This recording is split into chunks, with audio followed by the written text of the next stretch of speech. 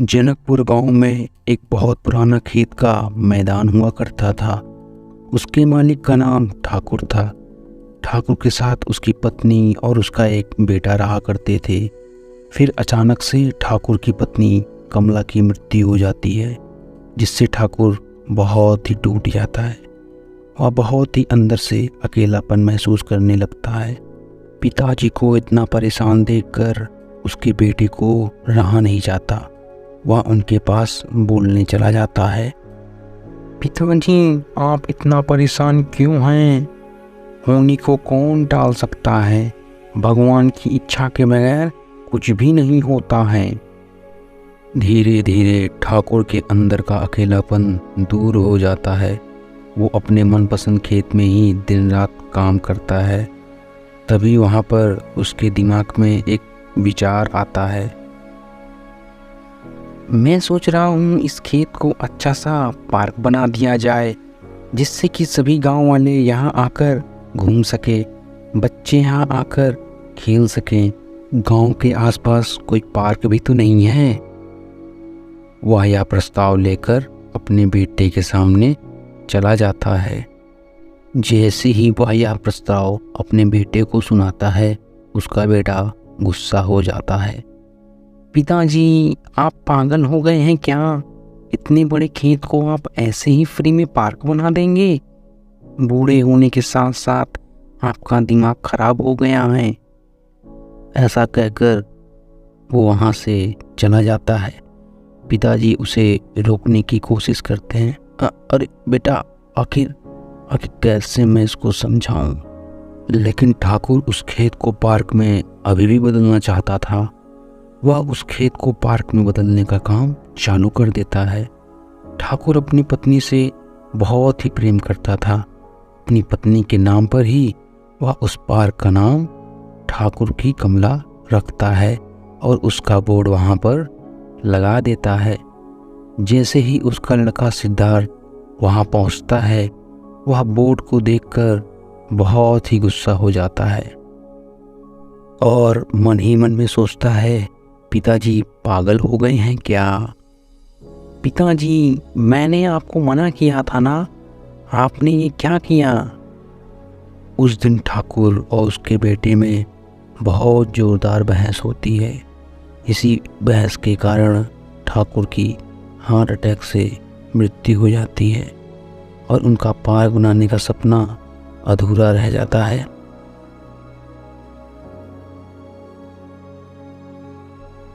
कुछ ही दिनों के बाद सिद्धार्थ पार्क का बोर्ड निकालकर वह फेंक देता है और उस ज़मीन को बेचने का निर्णय लेता है।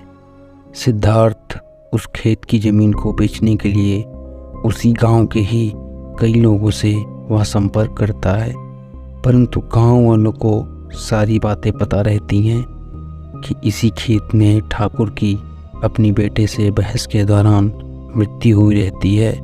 तो कोई भी गांव वाला उस भूतिया खेत को खरीदना ही नहीं चाहता था, परंतु सिद्धार्थ उस खेत को किसी भी कीमत पर बेचना चाह रहा था। तो इसलिए सिद्धार्थ उस खेत के दाम को वह और गिरा देता है, मगर फिर भी कोई गांव वाला उस खेत को खरीदने के लिए राजी नहीं होता है। फिर थक हार कर सिद्धार्थ घर की ओर चल देता है। वह उस ज़मीन को बेचने का कोई नया उपाय सोचने लगता है। तभी उसके दिमाग में एक नया विचार आता है। वह उस ज़मीन का प्रचार अखबार में करता है और उसकी यह तरकीब काम कर जाती है। इस प्रचार को देखकर काकू नाम का एक व्यापारी उस गांव में आता है। वह एक दुकान वाले के पास जाकर सिद्धार्थ के घर का पता पूछता है। फिर वह सिद्धार्थ के घर पहुंच जाता है। काकू सिद्धार्थ को पैसों से भरा बैग देकर उस ज़मीन को खरीद लेता है।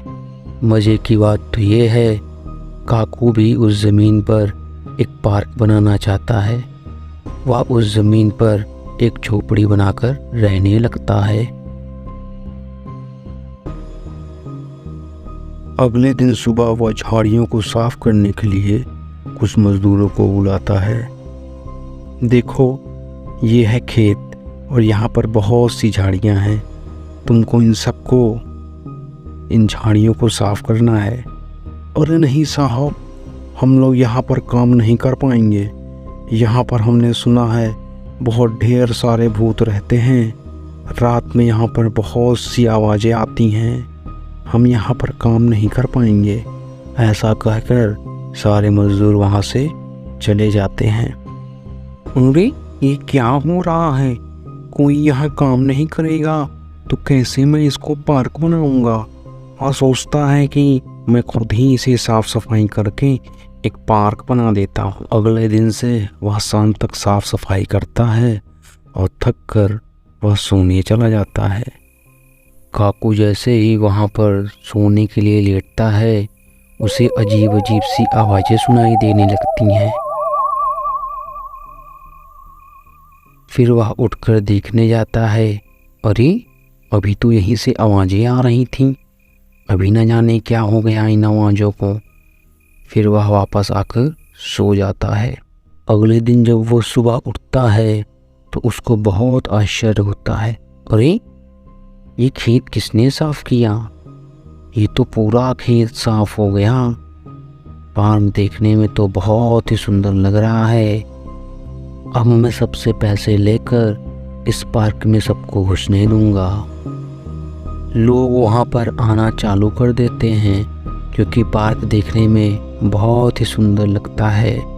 धीरे धीरे काकू उन पैसों से बहुत ही अमीर हो जाता है। लेकिन ठाकुर की आत्मा वहाँ भटकती रहती है। जब वो देखता है कि काकू सबसे पैसे ले रहा है तो वह उस पार्क को उजाड़ देता है, जिससे वह पार्क बदसूरत हो जाता है। यह सब देखकर काकू बहुत ही निराश हो जाता है और रोने लगता है। उसको रोता हुआ देखकर ठाकुर की आत्मा वहाँ पर प्रकट होती है और काकू उसको देखकर डर जाता है। अरे बाप रे, यहाँ पर तो सच में भूत है, मुझे जाने दो, मैंने कुछ नहीं किया। डरो नहीं, मैं तुमको कोई नुकसान नहीं पहुँचाऊँगा। आप कौन हैं? यह पहले मेरी ही ज़मीन हुआ करती थी। मैं भी इसको पार्क बनाना चाहता था, लेकिन मेरी बेटी की वजह से मैं इसको पार्क नहीं बना सका। मगर मेरा सपना तुमने पूरा किया। मगर तुमने सबसे पैसे लेकर पार्क में प्रवेश दे रहे हो। ये बात मुझको बहुत ही बुरी लगी। ये करना बंद कर दो, वरना मैं सारा पार्क उजाड़ दूंगा। ऐसा सुनकर काकू तुरंत ही मान जाता है और पार्क में प्रवेश निःशुल्क कर देता है। उसके बाद से उस पार्क में और भीड़ लगने लगती है, जिससे कि काकू और ठाकुर की आत्मा दोनों ही खुश हो